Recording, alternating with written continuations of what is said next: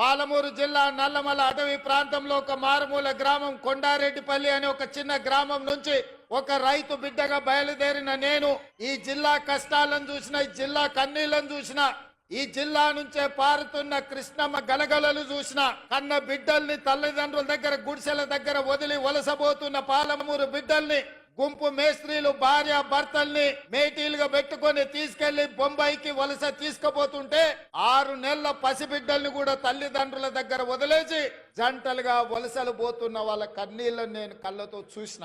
ముఖ్యంగా అచ్చంపేట, నాగర్ కర్నూలు, వనపర్తి ప్రాంతంలో గుంపు మేస్త్రీల నాయకత్వంలో తట్ట పని, పార పని, మట్టి పని కోసం బొంబాయి దిక్కు వలసలు పోతుంటే ఆనాడు బస్సులు ప్రత్యేకంగా వందలాది బస్సులు ఈ జిల్లా నుంచి వలసలు తీసుకెళ్లడానికి రైతాంగాన్ని తీసుకెళ్తుంటే వనపర్తిలో నేను చదువుకునేవాడి. ఆ రోజు నేను అనుకున్నా, ఏదైనా ఒక రోజు మనకు రాకపోతుందా, ఎల్లకాలం ఎప్పుడు ఇట్లనే ఉంటదా, ఒక రోజు మనకు వస్తుంది. ఆనాడు నేను నాకు అవకాశం వస్తుంది అనుకోలేదు. మన పాలమూరు బిడ్డకు ఒక రోజు అవకాశం వస్తుంది. ఆ అవకాశాన్ని అందిపుచ్చుకొని ఈ జిల్లా వలసలను నిలువరించి ఈ జిల్లా బిడ్డల్ని సొంత ఊర్లో సొంత వ్యవసాయం, సొంత కుటుంబానికి దగ్గరగా ఉండి ఈ జిల్లాను ఆదుకోకపోతారా అని నేను ఎదురు చూసిన. సరిగ్గా 70 సంవత్సరాల తర్వాత ఆనాడు ఉమ్మడి హైదరాబాద్ రాష్ట్రం మొట్టమొదటి ముఖ్యమంత్రిగా ఈ జిల్లా బిడ్డ బూర్గుల రామకృష్ణారావు ముఖ్యమంత్రి అయితే 70 సంవత్సరాల తర్వాత మీ బిడ్డ కొండారెడ్డిపల్లి నుంచి బయలుదేరిన ఒక రైతు బిడ్డ మీ అభిమానంతో ఈ తెలంగాణ రాష్ట్రానికి మళ్ళీ నాయకత్వం వచ్చే అవకాశం వచ్చింది.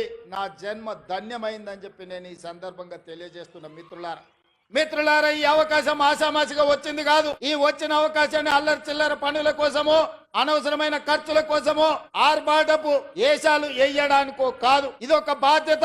ఈ బాధ్యతను జవాబుదారీతనంతో నిర్వహించాల్సిన బాధ్యత నా మీద ఉన్నది. వేదిక మీద నా వయసంత అనుభవం ఉన్న కేశవరావు గారు ఉన్నారు. ఎంతో అనుభవజ్ఞులైన ఉత్తమ్ కుమార్ రెడ్డి గారు, తుమ్మల నాగేశ్వరరావు గారు, జూపల్లి కృష్ణారావు గారు, దామోదర్ రాజ్ నరసింహ గారు, చాలా సుదీర్ఘకాలం మంత్రులుగా వివిధ హోదాలు చేసిన వాళ్ళు ఉన్నా వాళ్ళందరూ పెద్ద మనసు చేసుకొని ఆనాడు ఎన్నికల్లోనే తోడుగా కాదు, ఈనాడు కూడా అండగా ఉన్న పొంగులేటి శ్రీనివాస్ రెడ్డి గారు ఈ వేదిక మీద ఉన్నారు. వాళ్ళందరూ కూడా వయసులో చిన్నవాడినైనా మీ అందరి ఆశీర్వాదం ఉండబట్టి పాలమూరు జిల్లాకు అవకాశాలు ఇవ్వాలని ఇవాళ తెలంగాణ రాష్ట్రానికి పెద్ద బాధ్యత అయిన ముఖ్యమంత్రి కూర్చే పాలమూరు బిడ్డలకు ఇచ్చిండ్రు. మనం అందరం వారికి మనస్ఫూర్తిగా ధన్యవాదాలు తెలియజేయాల్సిన అవసరం ఉన్నది.